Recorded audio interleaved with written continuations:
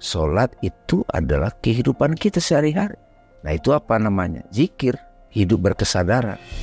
Sholat kita selama ini tuh bukan sholat yang fitrah, tapi sholat yang udah fabricated gitu, yang udah kita kehilangan rasa gitu. Padahal sebenarnya kalau kita mau balik ke fitrahnya kita, terhubung dengan Allah, itu suatu hal yang nggak perlu ngapa-ngapa gitu. Alamiah Natural. Gitu loh. Ya kayak gimana caranya bayi nangis, ya udah alaminya ya bisa gitu. Gitu lahir juga langsung nangis gitu. Jadi artinya sebenarnya sholat itu harus dilihat dari bangun tidur sampai tidur lagi gitu. Bukan hanya di waktu-waktu sholat yang 5 kali itu gitu ya.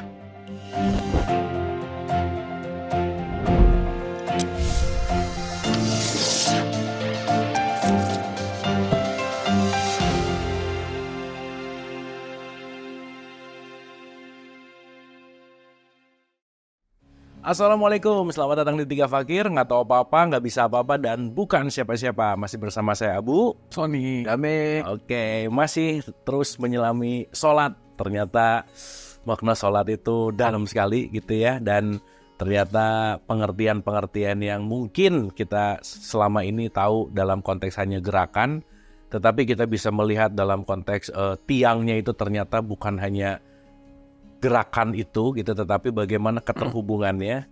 Dan keterhubungan itu ternyata bukan hanya urusan ruang dan waktu gitu ya. Karena ketika sholat itu mengingat, apakah mengingat Allah hanya sekitar 30 menit atau 40 menit sehari? Ketika kita berbicara sholat itu hanya dalam konteks yang namanya ritual. Bahkan kita akan perdalam lagi bahwa sholat itu adalah keseharian. Seperti apa sih kaitan sholat dan keseharian? Kita langsung saja, Mas Sony. Terima kasih Kang Abu, Bang Dame. Jadi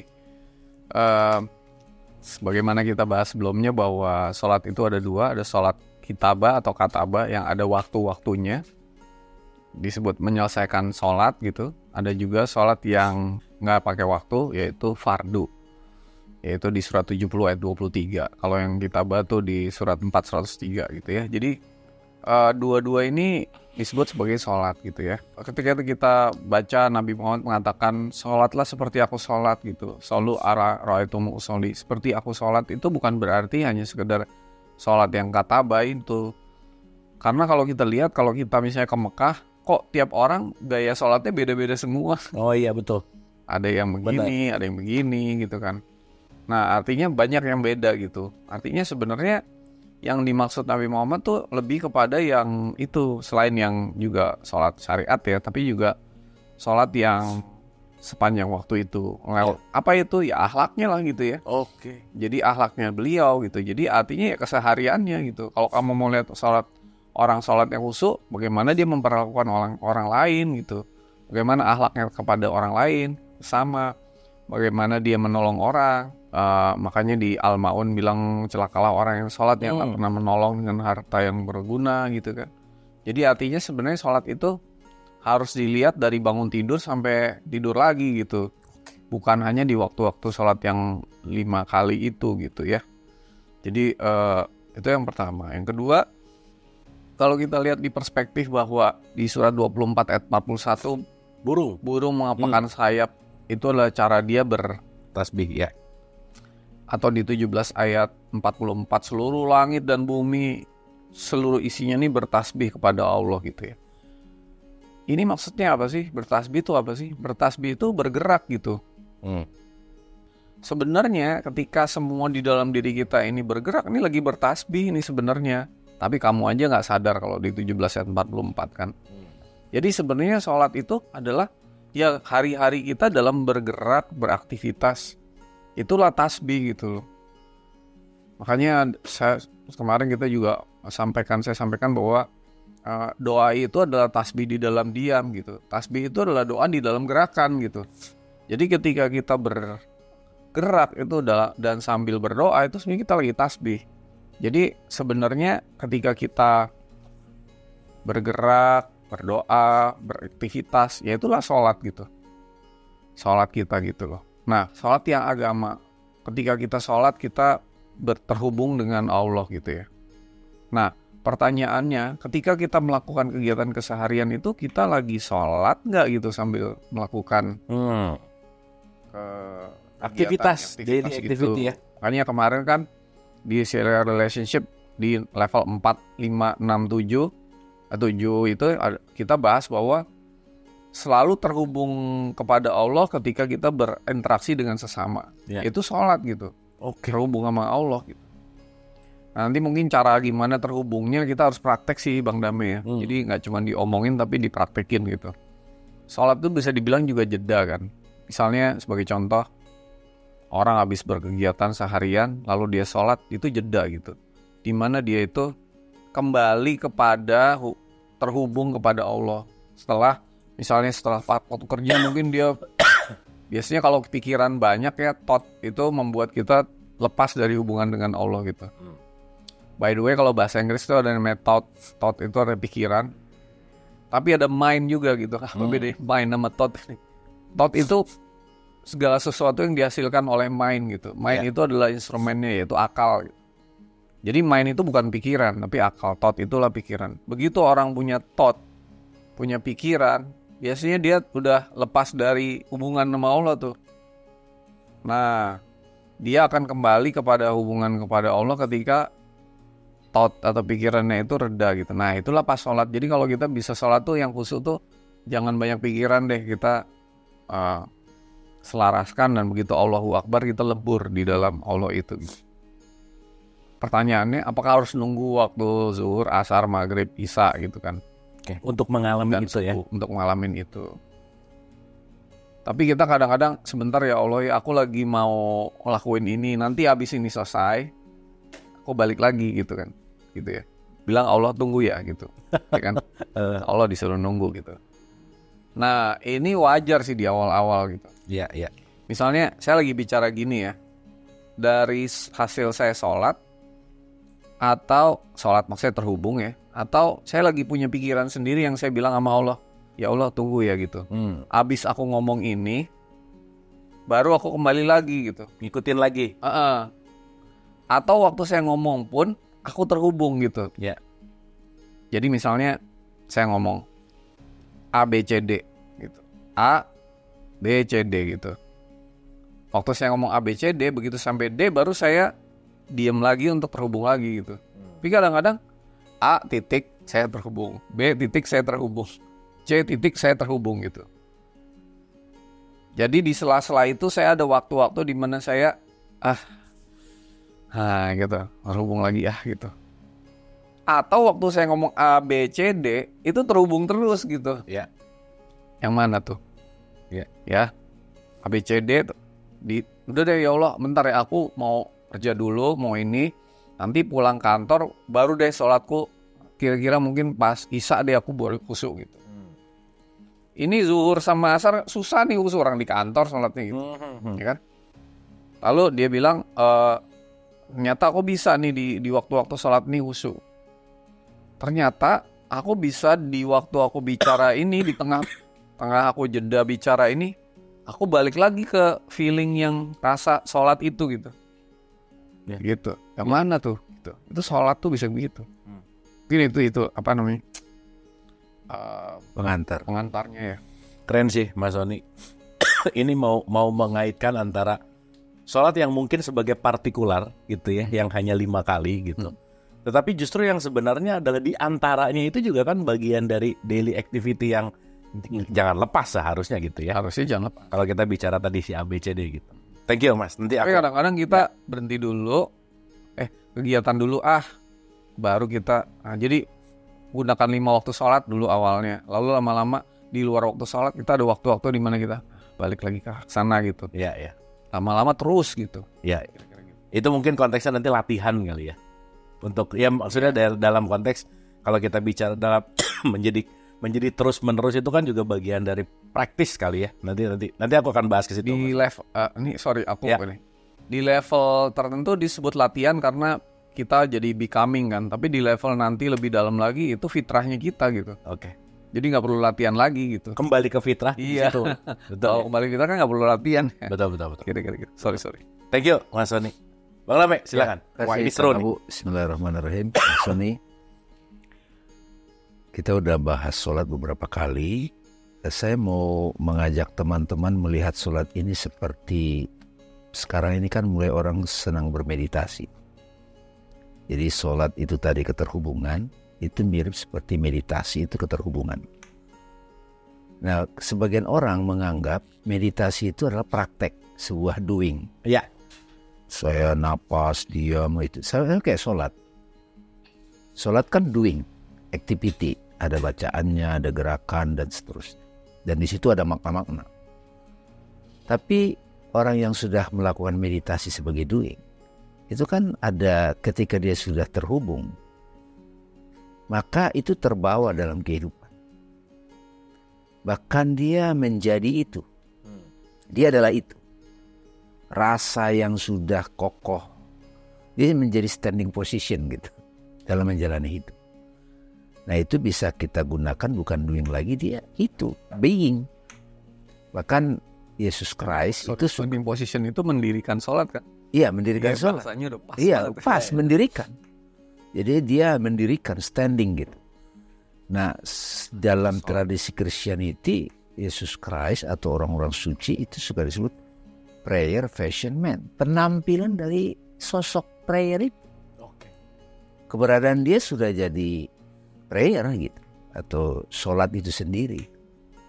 Jadi dari doing, transformasi, karena sudah mulai terhubung rasanya, dia menjadi being. Atau dalam konteks meditasi tadi sebagai doing, dia menjadi meditatif orangnya. Nah, ini kalau di bahasa Al-Quran kan ada istilah zikir. Hakim keluar itu. Jadi mendirikan atau standing. Jadi sholat itu agar kita jadi eling. Ya. Selalu eling. Sekarang kan kita masih menggunakan keterhubungan itu sebagai rasa atau love. Gitu, Kang Abu Masoni gitu. Jadi saya sering juga di beberapa kali dialog kita, Kang Abu, kan saya selalu bilang, belakangan ini saya mulai menyadari atau melakoni, menjalani meditasi itu bukan doing. Of course saya melakukan meditasi rutin sesuai dengan disiplin saya, tapi ngajar, ngobrol begini, nulis. Mulai yang menulis itu bukan lagi diri yang terpisah, tapi memang dia udah lebih begitu. Nah, ini yang nanti akan berdampak pada perubahan akhlak, perubahan perilaku, perubahan cara memandang gitu. Ini kan jadi luas nih, Kang Abu. Jadi kalau teman-teman Tiga Fakir sudah mulai tidak lagi membatasi sholat sebagai doing atau ritual, sudah mulai merambah kepada keterhubungan dalam segala hal, itu menjadi terpahami. Sholat itu adalah kehidupan kita sehari-hari. Nah, itu apa namanya? Zikir, eling, hidup berkesadaran. Dan misalnya kita contoh, Allahu Akbar. Ini yang saya bilang nanti praktek. Ini kan praktek kita dalam doing nih. Pertemuan yang lalu kalau nggak salah Mas Soni memberikan satu penekanan, ini lebur nih. Nothing. Seperti apa sih kalau perspektif saya menjalani hidup dengan kesadaran nothing, Allahu Akbar, lebur. Ya tentu saja menjalani hidup tidak dengan ego kan. Ketika ego datang, balik lagi aku Allahu Akbar. Saat ego saya nongol, maka aku lagi tidak terhubung. Betul. Iya kan? Nah, ketajaman kita membedakan itu membuat kita sholatnya semakin perpetual, semakin daiman, semakin berterusan. Nah, ya sedikit nih masukin lagi hadis yang kita kutip kemarin. Yang pertama dinilai kalau mati gitu adalah sholatnya. Ya itu udah perpetual. Itu oke, sholatnya oke. Gak usah diperiksa. Iya memang gak usah diperiksa lagi yang lain. Aku udah sering ngobrol sama dia, kata Tuhan gitu. Jadi nggak perlu nggak usah, malaikat nggak usah kerja gitu. Iya. Udah sering ngopi gitu. Ngobrol gitu. Udah sering dialog gitu. Bahkan gitu semua tindakan dia juga aku yang perintahkan, kata Tuhan. Jadi nggak perlu diseleksi. Kalau kita mau pakai itu, iya kan? Jadi ini kan jadi membuat kita jadi sangat menghormati makna sholat ini ataupun ajaran sholat dalam Islam ini gitu Kang. Jadi sholat dalam kehidupan sehari-hari, ya kalau mau lebih intimasi lagi, saya pernah bilang juga itu sama Mas Soni sebelum kita bikin Tiga Fakir ya, ada Tiga Fakir. Zikir itu dalam setiap tarikan nafas. Ya kan? Saya menyadari ini terus terang Mas ketika mengalami satu sakit yang napas saya sangat terganggu. Saya merasa gak bisa apa-apa kalau napas ini. Ketika bisa kembali bernapas dengan nikmat, itu kan Tuhan terasa sekali. Kuciupkan rohku, kata Tuhan. Bahkan napasku ini, yang tadi saya ngaku-ngaku, itu bukan napasku sebagai individu. Aku kasih kamu, ya kamu gak ada. Kalau sudah begitu kan jadi, dan itu jadi tiang agama saya juga, jadi tiang agama. Jadi kalau ada apa-apa, ya udah. Pikiran lagi ruwet, thoughts gitu kan. Thoughts yang mendominasi jadi feeling yang emotion gitu kan. Jadi kalau ada namanya benci, dendam, khawatir, galau, insecure, macam-macam namanya. Begitu kita kembali kepada keterhubungan, itu semua gone kabur gitu. Nah itu takbir. Terus tunduk, ruku lagi. Belum kita bahas bacaannya, saya nggak tahu nanti kita bahas nggak sedikit banyak bacaan itu. Ya. Kenapa itu jadi bacaannya? Siapa tahu dengan begitu jadi terbawa hakikat yang dihaya, bacaan yang dihaya itu terbawa dalam kehidupan. Ruku, takbir, ruku. Pengejauhan tahan dari makna-makna yang kita hayati dalam doing sholat, ritual sholat, itu terejawantah dalam keseharian. Jadi kalau sudah begitu, udah sholat. Oh rajin sholat kok masih korupsi. Kalau yang sholat begini mah nggak mungkin. Pasti tercegah kan? Iya. Yang lebih indah lagi teman-teman, apapun yang datang, sholat keterhubungan itu membantu kita jadi cepat dapat makna, cepat dapat petunjuk. Misalnya alhamdulillahirabbil alamin. Itu kan kata-kata wajib, Fatihah wajib tuh, selain maknanya pembuka hati. Tapi uraian kata-kata Al-Fatihah itu kalau ditonton lagi 3 fakir yang Al-Fatihah, itu kalau kita bawa kata-kata itu dalam kehidupan, apapun yang terjadi, itu adalah pendidikan dari Rob kan? Alhamdulillahirabbil alamin. Alhamdu. Jadi ahu itu bukan alhamdi, bukan alhamdi, bukan alhamda. Alhamdu itu mengajak kita untuk Allah yang maha terpuji itu sedang mendidik seluruh alam semesta. Jadi kata-kata alhamdulillah itu kita bawa dalam kehidupan seharian. Jadi apapun yang kita alami, sakit. Kalau dapat uang kan dapat ini, alhamdulillah. Ya. Kalau sakit, terhubung, alhamdulillahirabbil alamin. Bisa kita katakan begitu loh. Karena Tuhan sedang mendidik jiwa saya agar kembali terhubung. Saya sering banget teman-teman, 3 fakir, Kang Abu Masoni. Sakit itu adalah Tuhan Allah hadir mendidik saya. Jadi say alhamdulillahirabbil alamin dalam kehidupan sehari-hari itu keren banget tuh. Bener banget. Bangkrut Kang. Ya. Alhamdulillahirabbil alamin enggak? Iya. Alhamdulillah Iya. Jadi kita dijauhkan dari yang enggak sejalan ya enggak? Benar. Sekarang kita lihat, wah Tuhan canggih banget mendidik jiwa saya gitu. Alhamdulillahirabbil alamin. Jadi sering-sering kita baca di ritual sholat alhamdulillahirabbil alamin dan seterusnya ya. Ketika alhamdulillahirabbil alamin sudah terasa hakikatnya, keterhubungannya, rasanya dalam ritual sholat. Jadi seluruh aktivitas kita alhamdulillahirabbil alamin, memulai sesuatu bismillahirrahmanirrahim. Jadi pemaknaan terhadap kata-kata dalam ritual sholat itu juga membantu kita, maksudnya jadi sholat itu jadi keseharian. Gerakan-gerakan yang kita hayati itu juga membantu kita jadi sholatnya jadi keseharian, bukan lagi 40 menit. Ya. Ada sisi, ya ada plus minusnya lah. Kalau orang didik dari kecil ritualnya dulu doing, tapi kalau nggak nyampe ke hakikatnya itu jadi beban emang. Betul. Jadi beban. Betul. Tapi akhirnya saya ubah ke Kang. Kalau sekarang, ya anak sekarang mesti dikasih rasanya dulu sih. Betul. Dia harus ada taste. Sehingga nanti dia yang tiba-tiba nggak, oh anak gue tiba-tiba sholat dan dapat gitu kan, itu keren banget. Gitu Kang. Ya. Jadi membawa sholat dalam kehidupan sehari-hari, sholat yang sudah bukan lagi sekedar ritual itu ya, itu menurut saya juga salah satu bentuk yang perlu kita kenalkan kembali kepada masyarakat. Oke. Menarik Bang Damai. Saya pengen narik gini. Kita tahu bahwa collective consciousness atau kesadaran kolektif juga kan sangat mempengaruhi gitu ya, Mas Ani, Bang Damai. Kita tahu bahwa dari saya lahir aja ya yang dikasih tahu dan diajarinnya selama ini ya ritualnya gitu. Dimana Bang Damai tadi bilang bahwa zaman juga nggak bisa dibohongin gitu ya, bahwa sekarang dengan overload information gitu, dengan banyak hal gitu ya, bahwa nggak bisa ditutup-tutupi lagi untuk menyadari bahwa konteksnya itu bukan hanya ritual gitu. Nah, pandangan Mas Sony, gimana sih transisi dari collective consciousness yang katakanlah konvensional gitu ya, sampai menuju kepada hakikat ini, stepnya tuh menurut Mas Sony apa sih yang harus dilakukan, Mas?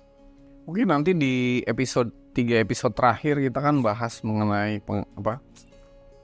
pengalaman itu. Iya, Oke. iya, betul. Nah, jadi kita bukan cuma sekedar bahas, harus nanti Ada taste, kita ada ada rasa. pengalaman merasakan itu ya. Jadi kalau kita bahas melebur, kita bahas kemudian tadi rasa, hubungan, itu masih jadi sebuah konsep ya. Betul. Harus dialamin gitu. Mungkin nanti di 3 itu ya. Makanya Bang Damai bilangnya being, bukan becoming, bukan Doing. exercising, bukan doing gitu, tapi being. Ya kamu ya itu gitu. Nah ini kan kalau sebuah sesuatu yang alami, artinya kan semua orang ya begitu. Nggak membeda-bedakan orang ini bisa jago atau enggak gitu ya. Dia balik ke fitrahnya aja kok gitu. Balik ke fitrah itu kan sebenarnya semua orang ya di level yang sama gitu. Sholat kita selama ini tuh bukan sholat yang fitrah gitu, tapi sholat yang udah fabricated gitu, yang udah manufactured gitu loh. Udah di manufactured sedemikian rupa sehingga kita kehilangan rasa gitu. Padahal sebenarnya kalau kita mau balik ke aslinya kita, ke fitrahnya kita, terhubung dengan Allah, itu suatu hal yang nggak perlu ngapa-ngapa gitu. Alamiah, Natural gitu loh. Betul. Jadi kalau ditanya gimana sih caranya, ya kayak gimana caranya bayi nangis, ya udah alaminya ya bisa gitu. Gitu lahir juga langsung nangis gitu.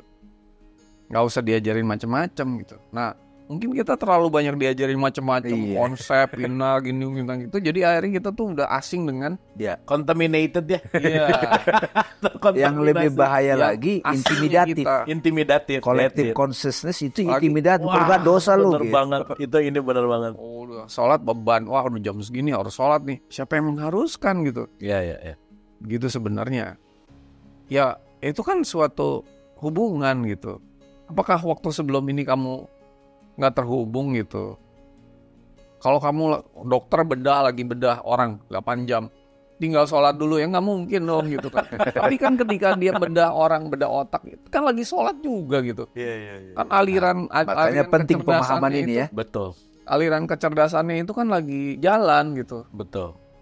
Ya, toto dia ada orang yang udah sholat dulu, sholatnya juga nggak terhubung ya, lebih bagus yang mana? Lebih terhubung yang lagi yang lagi operasi atau yang lagi sholat tapi nggak terhubung gitu. Jadi kadang-kadang pertanyaannya menarik ya, gimana sih caranya gitu? Iya kan? Itu kan lucu Justru ya. tanpa cara ya. Iya. Petless pad. Petless pad ya bener. Gimana sih caranya? Gitu. Iya. Kang Abu Mas Sony, saya mau Silakan. soroti ini nih. Ini kan sudah mulai dapat nih dialog kita ini, sholat yang doing tadi sudah mulai menjadi being. You are. Gitu kan. Nah saya mau bahas kenapa dalam fikih sholat itu wajib. Kata-kata wajib. Selama ini saya bersyukur banget nih belajar diteliti tentang ini dari sudut bahasa ataupun dari sudut fikihnya. Wajib itu bagi pada orang umum kan ya keharusan, kalau nggak dosa. Wajib hukum gitu, wajib peraturan, dipahami secara terbatas. Kalau di filsafat dalam konteks keberadaan, wajib itu necessary, yes. Perlu, bener. Emang gitu. Ya. Api itu wajib panas, itu maksudnya bukan dia berupaya panas. Api mau berupaya panas, nggak bisa. Ya memang dia panas. Jadi wajib sholat itu coba ganti sholatnya itu bukan doingnya, keterhubungan. Ini dari sisi perspektif dulu nih. Apalagi kalau sudah taste, udah ada rasa, udah ada zauq. Ya, keterhubungan adalah keniscayaan. Ini gitu kan? saya, Kesadaran. iya, Melakukan segala sesuatu dengan sadar. Kesadaran. Makanya janganlah kamu sholat dalam keadaan mabuk. mabuk. Kayak orang lagi bawa mobil gitu kan, nggak boleh mabuk. Nabrak dong kalau mabuk, bener gak sih? Ya dia harus sadar gitu. Tapi banyak kan orang bawa mobil ambil melongang apa, ambil kemana-kemana, tau-tau burak nabrak gitu. Gitu, jadi artinya ini suatu hal yang alami kok gitu. Memang ada syariat-syariatnya gitu, dan beda-beda setiap syariat.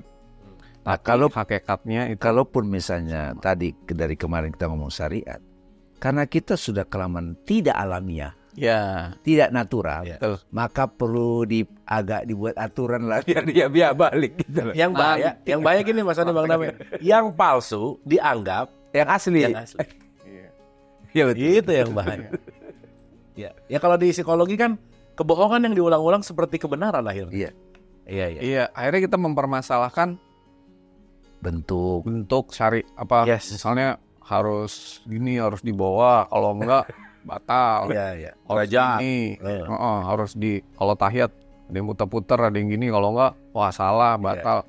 Gitu, nggak melihat hubungan, esensinya tuh hubungan gitu. Oke. Ini seru banget. Iya. Thank you Mas Andi Bang Dame. Setelah kita memahami bahwa sholat itu tidak terletak hanya pada konteks syariat gitu ya. Bahkan ketika tadi Mas Andi mengatakan bahwa seorang dokter yang sedang membedah bisa sholatnya. Seorang nelayan yang sedang memancing adalah sholatnya. Seorang petani yang sedang menjangkul adalah sholatnya. Jadi pada dasarnya adalah apapun yang teralirkan dan terus terhubung dan tidak mengapa-ngapa karena itu adalah sebuah fitrah, itu adalah sholat sejati. Jadi senantiasa kita mulai mengembalikan posisi sholat ke posisi sejatinya, yang mungkin selama ini kita melihat dalam konteks yang namanya hanya syariat dan ritual, tetapi sholat itu adalah keniscayaan, keterhubungan kita yang tanpa batas dengan Allah Subhanahu wa Ta'ala. Terima kasih.